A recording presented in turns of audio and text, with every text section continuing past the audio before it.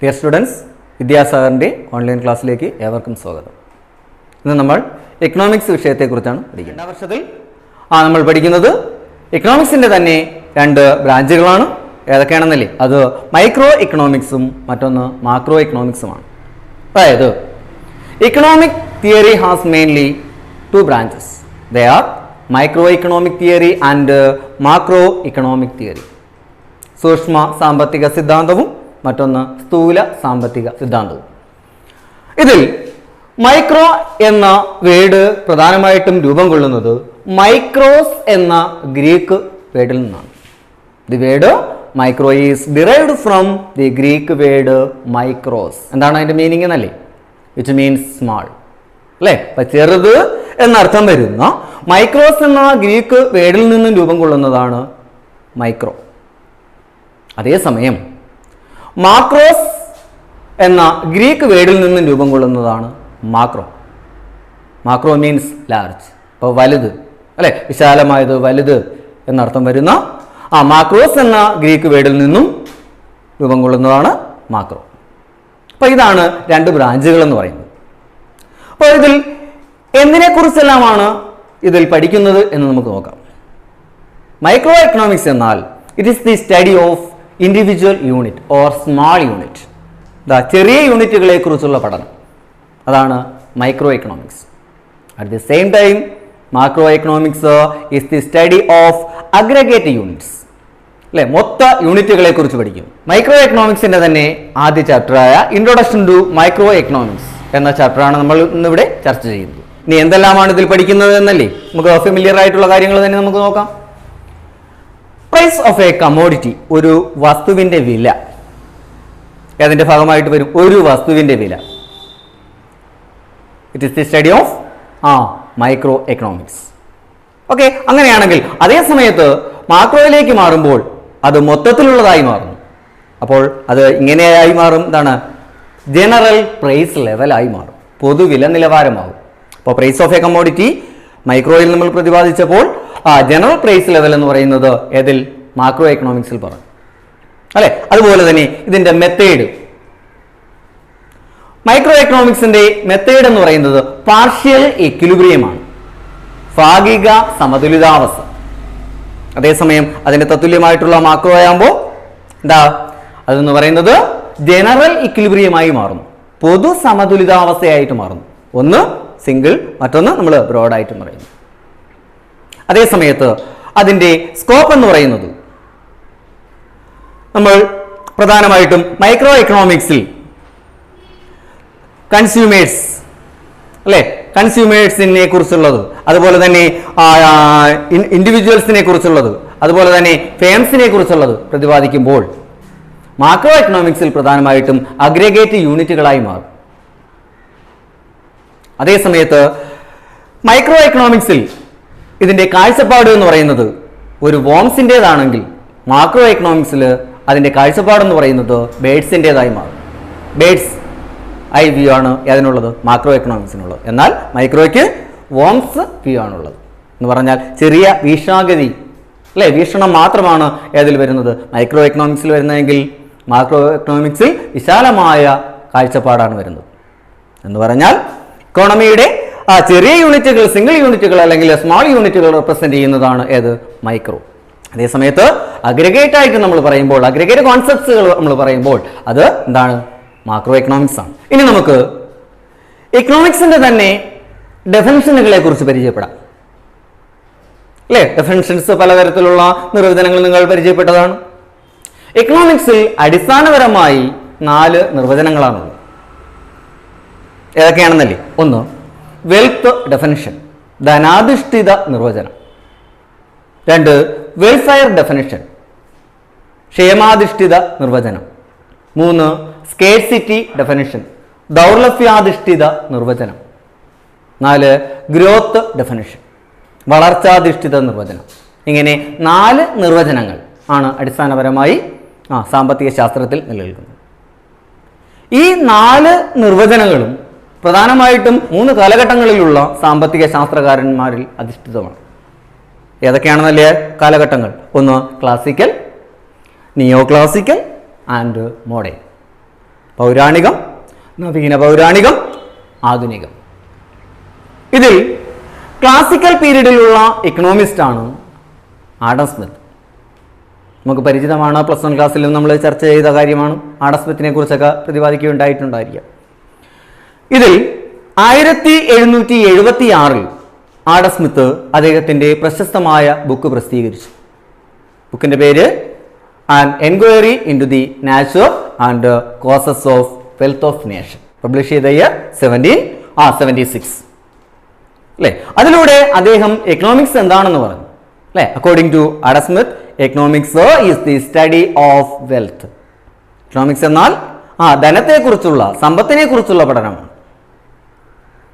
അല്ലേ. ക്ലാസിക്കൽ പീരീഡിലുള്ള എക്കണോമിസ്റ്റ് ആണ് ആഡം സ്മിത്ത്. എന്നിരുന്നാൽ കൂടിയും നമ്മൾ അദ്ദേഹത്തിന്റെ കോൺട്രിബ്യൂഷൻ ബേസ് ചെയ്തുകൊണ്ട് അദ്ദേഹത്തെ മോഡേൺ എക്കണോമിക്സിന്റെ ഫാദർ ആയിട്ടാണ് കൺസിഡർ ചെയ്യുന്നത് അല്ലെ. Adam Smith is considered as the father of modern economics.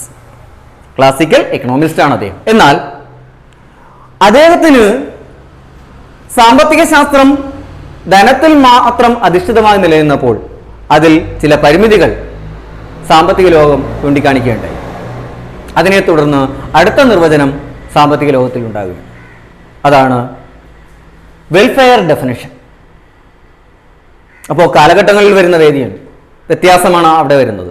അതായത് ക്ലാസിക്കൽ പീരീഡിൽ നിന്നും നമ്മൾ അടുത്ത കാലഘട്ടമായ നിയോ ക്ലാസിക്കൽ പീരീഡിലേക്ക് മാറുകയാണ് അല്ലേ. നിയോ ക്ലാസിക്കൽ എക്കണോമിസ്റ്റ് ആണ് Alfred Marshall. Alfred Marshall wealth ഡെഫിനിഷനിൽ നിന്നും വേറിട്ടുകൊണ്ട്, അതായത് വെൽത്തിനെയും എന്നാൽ ആ വെൽത്ത് ആർക്ക് വേണ്ടിയാണെന്നും പ്രതിപാദിച്ചുകൊണ്ട് അടുത്ത നിർവചനം നൽകുകയുണ്ടായി. നിർവചനത്തിന്റെ പേര് വെൽഫെയർ ഡെഫിനിഷൻ. അദ്ദേഹം 1890 അദ്ദേഹത്തിന്റെ പ്രശസ്തമായ ബുക്ക് പ്രസിദ്ധീകരിച്ചു. ബുക്കിന്റെ പേര് പ്രിൻസിപ്പിൾസ് ഓഫ് ഇക്കണോമിക്സ്. അദ്ദേഹം സാമ്പത്തിക ശാസ്ത്രത്തിന് നൽകിയ നിർവചനം എങ്ങനെയാണ്? Economics is the study of mankind in ordinary business of life, which examines that part of individuals and social action which are most closely connected with the attainment and material requisites of well-being. അതായത് മനുഷ്യക്ഷേമത്തിന് ആവശ്യമായ ഭൗതിക വസ്തുക്കളുടെ സമ്പാദനം, വിനിയോഗം എന്നിവയുമായി ഗാഢമായി ബന്ധപ്പെട്ടിരിക്കുന്ന ഒരു മനുഷ്യ പ്രക്രിയ എന്നാണ് ആൽഫ്രഡ് മാർഷൽ സാമ്പത്തിക ശാസ്ത്രത്തിന് നിർവചനം നൽകിയത്. എന്നാൽ ഇതിലും ആ റിസോഴ്സ് എങ്ങനെയാണെന്ന് പ്രതിപാദിക്കുകയുണ്ടായില്ല. അതായത് ഏത് സാമ്പത്തിക വ്യവസ്ഥിതി നമ്മൾ പരിശോധിച്ചു കഴിഞ്ഞാലും സമ്പദ് വ്യവസ്ഥയിൽ നിലനിൽക്കുന്ന വിഭവങ്ങൾ എന്ന് പറയുന്നത് ചില രാജ്യങ്ങൾക്ക് ധാരാളമായി കാണുമ്പോൾ ചില രാജ്യങ്ങളുടെ വിഭവ ഉറവിടം എന്ന് പറയുന്നത് വളരെ പരിമിതമായിരിക്കും. അതായത് പൊതുവെ വിഭവങ്ങൾക്കുണ്ടാകുന്ന ഈ പരിമിതിയെ അടിസ്ഥാനമാക്കിക്കൊണ്ട് പ്രൊഫസർ ലയണൽ റോബിൻസൺ സാമ്പത്തിക ശാസ്ത്രത്തിന് പുതിയൊരു നിർവചനം നൽകുകയുണ്ടായി.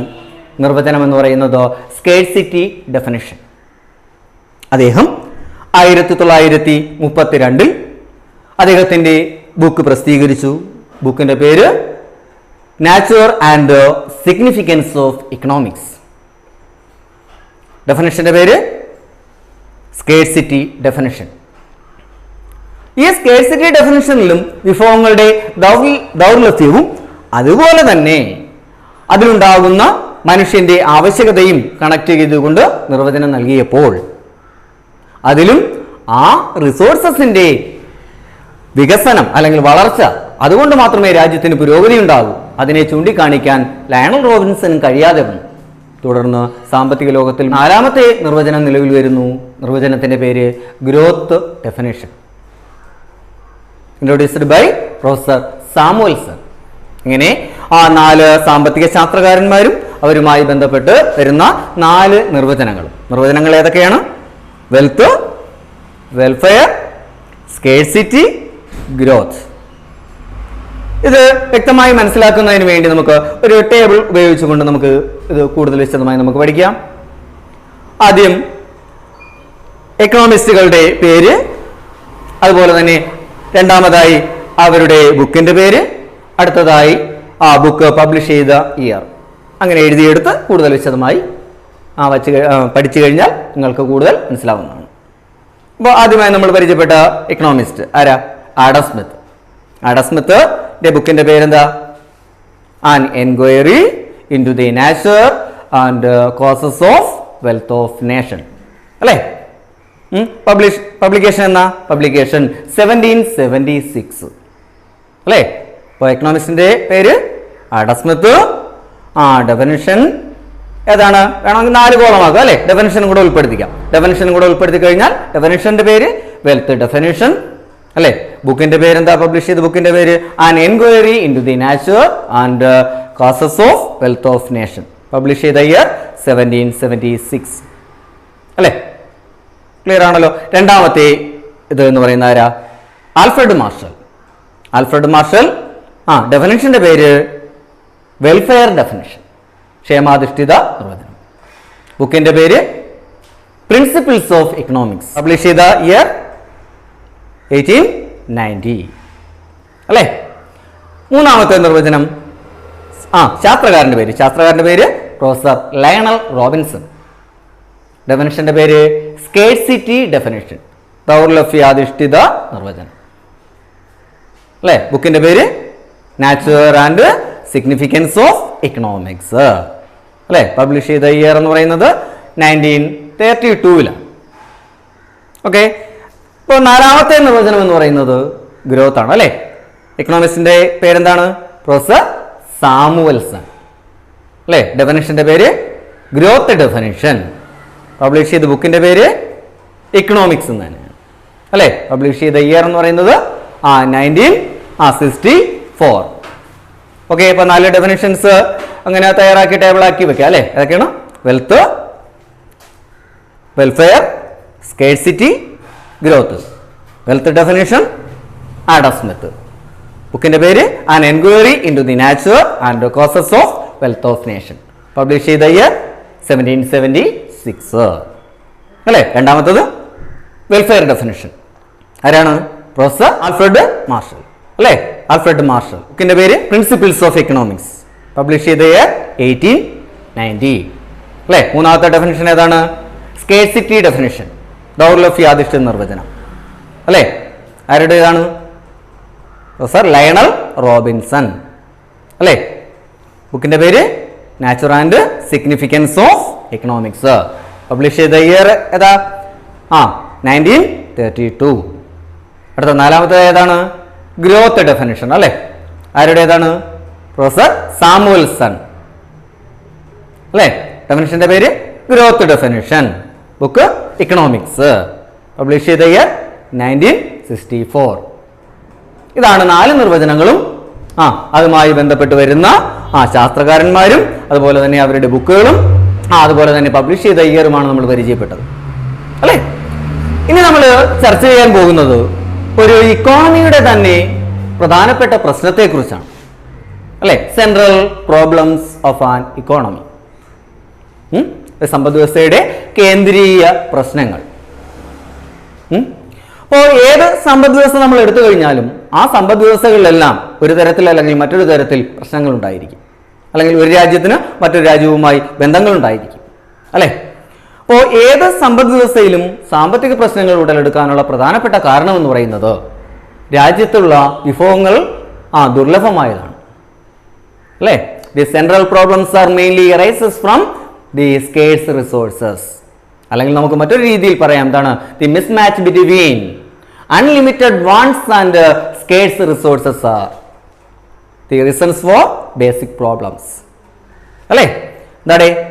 അപരിമിതമായിട്ടുള്ള ആവശ്യങ്ങൾ, അമിതമായിട്ടുള്ള ആവശ്യങ്ങൾ അല്ലേ? അതുപോലെ തന്നെ പരിമിതമായ വിഭവങ്ങളും തമ്മിലുള്ള യോജിപ്പില്ലായ്മ, വിയോജിപ്പ് അല്ലേ? അതാണ് ഏതിന് കാരണമാകുന്നത്? ഏതൊരു സമ്പദ് വ്യവസ്ഥയിലും അടിസ്ഥാന പ്രശ്നങ്ങൾ ഉടലെടുക്കാൻ കാരണമായി മാറുന്നത് അല്ലേ? The central problems are mainly arises from the mismatch between unlimited wants and limited resources. So അതുകൊണ്ട് തന്നെ ഓരോ സമ്പദ് വ്യവസ്ഥയിലും അന്നന്നത്തെ ആവശ്യങ്ങൾ നിറവേറ്റുന്നതിന് വേണ്ടി for day to day requirements different kinds of goods and services are wanted അല്ലേ? ഓരോ ദിവസത്തെയും കാര്യങ്ങൾ നിറവേറ്റുന്നതിന് വേണ്ടി എന്ത് ചെയ്യണം? നിരവധി സാധനങ്ങളും സേവനങ്ങളും നമുക്ക് ആവശ്യമായി വരാറുണ്ട്. വ്യക്തികളുടെ കാര്യമായാലും രാജ്യത്തിൻ്റെ കാര്യമായാലും അങ്ങനെ തന്നെയാണ്. But the resources are limited, wants R unlimited. All types of wants cannot be satisfied at the same time. എല്ലാ തരത്തിലുള്ള ആവശ്യങ്ങളെയും നമുക്ക് എന്ത് ചെയ്യാൻ പറ്റത്തില്ല, ഒരേ സമയം സാറ്റിസ്ഫൈ ചെയ്യാൻ പറ്റത്തില്ല, അല്ലേ? അങ്ങനെ വരുന്ന സാഹചര്യത്തിൽ എന്ത് ചെയ്യും? അവിടെ ഒരു പ്രശ്നം ഉടലെടുക്കും. ആ പ്രശ്നമാണ് പ്രോബ്ലം ഓഫ് ചോയ്സ്, തിരഞ്ഞെടുക്കൽ പ്രശ്നം. എന്തുകൊണ്ടാണ് അങ്ങനെ തിരഞ്ഞെടുക്കൽ പ്രശ്നം വരാനുള്ള കാരണം? റിസോഴ്സസ് സ്കേഴ്സും വാണ്ട്സ് അൺലിമിറ്റഡുമാണ്.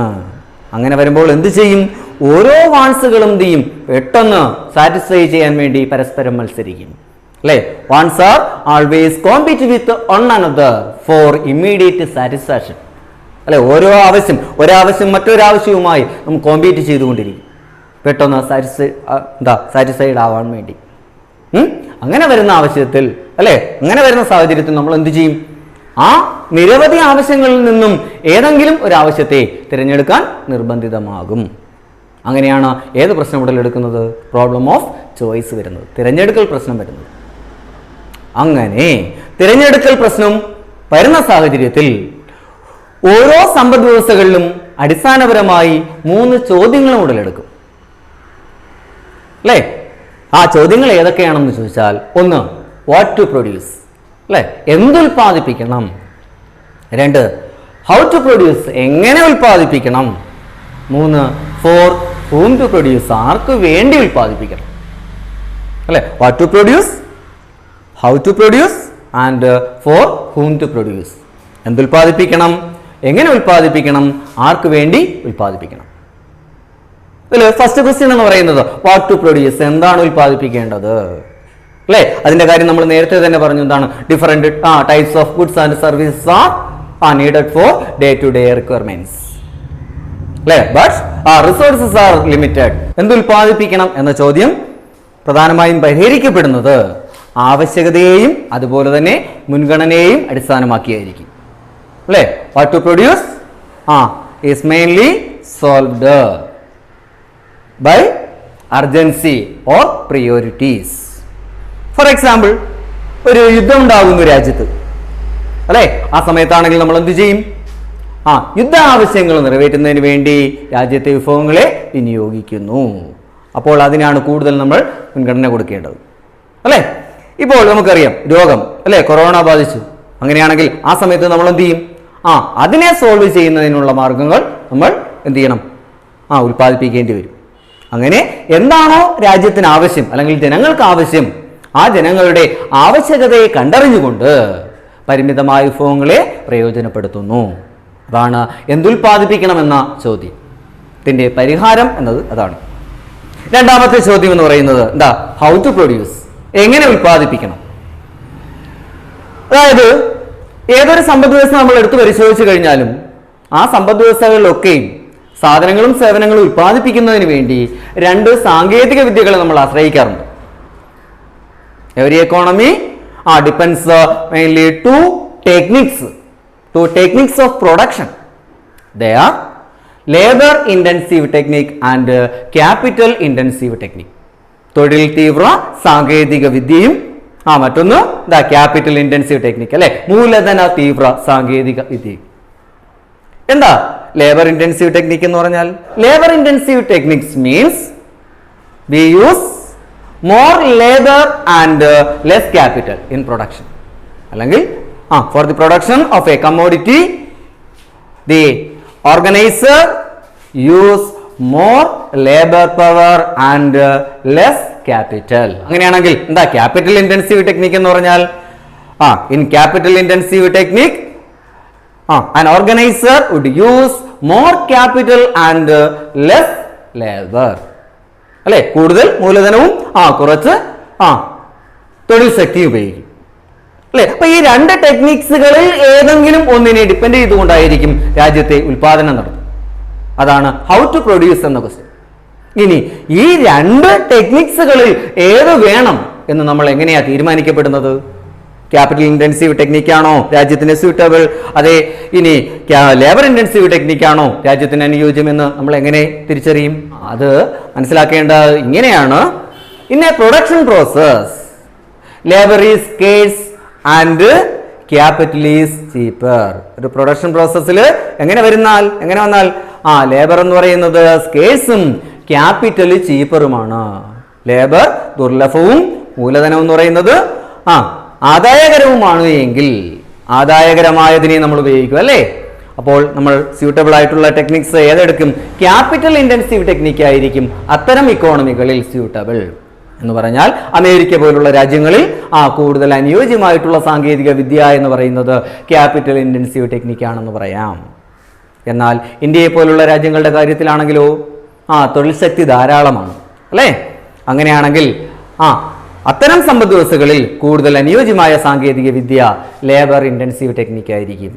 അപ്പോൾ എങ്ങനെയാണ് സെലക്ഷൻ വരുന്നത്? If capital is scarce and labour is cheaper. Capital ദുർലഭമാണ് അല്ലെ, മൂലധനം പരിമിതമാണ്, അതുപോലെ തന്നെ തൊഴിൽ ശക്തിയാണെങ്കിലോ ആദായകരവുമാണ്, ചെലവ് കുറഞ്ഞതുമാണ്. എന്നാൽ അത്തരം സന്ദർഭങ്ങളിൽ ഒരു സമ്പദ് വ്യവസ്ഥയ്ക്ക് അനുയോജ്യമായ സാങ്കേതിക വിദ്യ എന്ന് പറയുന്നത് ലേബർ ഇന്റൻസീവ് ടെക്നിക്സ് ആയിരിക്കും അല്ലെ. ഇന്ത്യയെ പോലുള്ള രാജ്യങ്ങളിൽ അനുയോജ്യമായ സാങ്കേതിക വിദ്യ എന്നത് ഏതാണ്? ലേബർ ഇന്റൻസീവ് ടെക്നിക്കാണ്. എന്നാൽ അമേരിക്ക പോലുള്ള രാജ്യങ്ങളിൽ ക്യാപിറ്റൽ ഇന്റൻസീവ് ടെക്നിക്കാണ് കൂടുതൽ അനുയോജ്യമായത്. ഇപ്പൊ രണ്ടാമത്തെ ചോദ്യം നമ്മൾ എങ്ങനെ പരിചയപ്പെട്ടു? ഹൗ ടു പ്രൊഡ്യൂസ് അല്ലെ, എങ്ങനെ ഉൽപ്പാദിപ്പിക്കണമെന്ന ചോദ്യമാണ് പരിചയപ്പെട്ടത്. അപ്പോൾ അവിടെ ഏതെല്ലാം ടെക്നിക്ക്? ക്യാപിറ്റൽ ഇന്റൻസീവ് ടെക്നിക്കും അതുപോലെ തന്നെ ലേബർ ഇന്റൻസീവ് ടെക്നിക്കിനെയും പരിചയപ്പെട്ടു. ഈ രണ്ട് ടെക്നിക്സുകളിൽ സ്യൂട്ടബിൾ ആയിട്ടുള്ള ടെക്നിക്സ് ഉപയോഗിച്ചുകൊണ്ട് പ്രോഡക്റ്റുകൾ പ്രൊഡ്യൂസ് ചെയ്യുന്നു.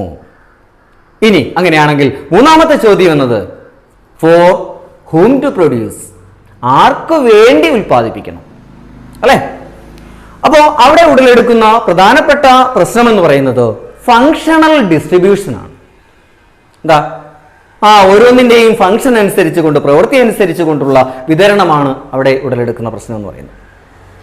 പറഞ്ഞാൽ ഒരു ഇക്കോണമിയിൽ പ്രോഡക്റ്റ് പ്രൊഡ്യൂസ് ചെയ്യപ്പെടുന്നത് പ്രധാനമായിട്ടും 4 ഘടകങ്ങളുടെ സംയോജിത പ്രവൃത്തിയുടെ ഫലമായിട്ടായിരിക്കും. ആ 4 ഘടകങ്ങൾ എന്ന് പറയുന്നത് 1 ലാൻഡ് ഭൂമി, 2 ലേബർ തൊഴിൽ ശക്തി, 3 ക്യാപിറ്റൽ മൂലധനം, 4 എന്ന് പറയുന്നത് organisation സംഘാടനം. That means in every economy a product is realized from the combined effort of 4 factors. ഏതൊക്കെയാണ്? Land, labour, capital and organisation അല്ലെ. അങ്ങനെ വരുന്നത് കൊണ്ട് തന്നെ എന്തു ചെയ്യും? ഈ ഫാക്ടേഴ്സ്, ഈ 4 ഘടകങ്ങൾ ചേർന്നുകൊണ്ട് സാധനങ്ങൾ ഉൽപ്പാദിപ്പിക്കുന്നത് കൊണ്ട് ഉൽപ്പാദിപ്പിക്കപ്പെടുന്ന ഉൽപ്പന്നം അല്ലെങ്കിൽ അതിൽ നിന്നും ഉണ്ടാകുന്ന വരുമാനം ഈ 4 ഘടകങ്ങൾക്കിടയിൽ വിതരണം ചെയ്യപ്പെടും. എങ്ങനെയൊക്കെയാ? ലാൻഡിന് റെന്റായിട്ടും അല്ലെ, ഭൂമിക്ക് വാടകയായിട്ടും, അതുപോലെ തന്നെ ലേബറിന് വേജസ് ആയിട്ടും, തൊഴിലാളിക്ക് വേതനമായിട്ടും, ക്യാപിറ്റലിന് ഇൻട്രസ്റ്റ് ആയിട്ടും, ഓർഗനൈസറിന് പ്രോഫിറ്റ് ആയിട്ടും ഡിസ്ട്രിബ്യൂട്ട് ചെയ്യപ്പെടുന്നു അല്ലെ. അപ്പോൾ ഫോർ ഹൂം ടു പ്രൊഡ്യൂസ് എന്ന ക്വസ്റ്റ്യന് നമ്മൾ എങ്ങനെ പരിഹാരം കണ്ടു? ഒരു എക്കോണമിയിൽ ഒരു പ്രോഡക്റ്റ് ഉണ്ടാകുന്നത് പ്രധാനമായിട്ടും 4 ഘടകങ്ങളുടെ സംയോജിത പ്രവൃത്തിയുടെ ഫലമായിട്ടായിരിക്കും.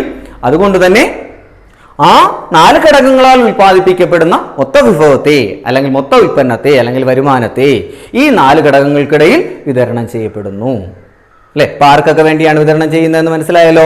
ഫോർ ഹൂം ടു പ്രൊഡ്യൂസ് എന്ന ക്വസ്റ്റ്യന്റെ ആൻസർ ലാൻഡിന് റെന്റായിട്ടും, ലേബറിന് വേജസ് ആയിട്ടും, ക്യാപിറ്റലിന് ഇൻട്രസ്റ്റ് ആയിട്ടും, ഓർഗനൈസറിന് പ്രോഫിറ്റ് ആയിട്ടും ഡിസ്ട്രിബ്യൂട്ട് ചെയ്യുന്നു അല്ലെ.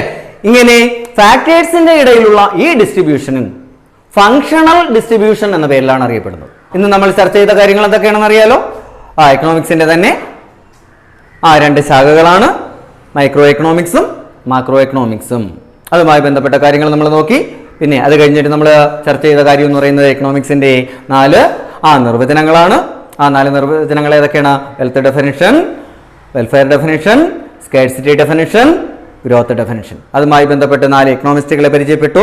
വെൽത്ത് ഡെഫിനിഷനുമായി ബന്ധപ്പെട്ട് ആഡം സ്മിത്ത്, വെൽഫെയർ ഡെഫിനിഷനുമായി ബന്ധപ്പെട്ടുകൊണ്ട് ആൽഫ്രഡ് മാർഷൽ, സ്കേഴ്സിറ്റി ഡെഫിനിഷനുമായി ബന്ധപ്പെട്ടുകൊണ്ട് പ്രൊഫസർ ലയണൽ റോബിൻസൺ, ഗ്രോത്ത് ഡെഫിനിഷനുമായി ബന്ധപ്പെട്ടുകൊണ്ട് റോസ് സാമുവൽസൺ അല്ലേ? ആ ടേബിളൊക്കെ വരച്ചൊക്കെ ഇരിപ്പുണ്ടല്ലോ. ഓക്കെ, പിന്നെ അത് കഴിഞ്ഞിട്ട് നമ്മൾ ചർച്ച ചെയ്ത കാര്യം എന്ന് പറയുന്നത് സെൻട്രൽ പ്രോബ്ലംസ് അല്ലേ? 3 ക്വസ്റ്റ്യൻസുകളെ നമ്മൾ പരിചയപ്പെട്ടു. അത് നമ്മൾ എങ്ങനെ സോൾവ് ചെയ്തു എന്നതിനെ കുറിച്ചൊക്കെ പഠിച്ചു. തുടർന്നുള്ള കാര്യങ്ങൾ നമുക്ക് അടുത്ത ക്ലാസ്സിൽ ചർച്ച ചെയ്യാം. Okay, bye bye.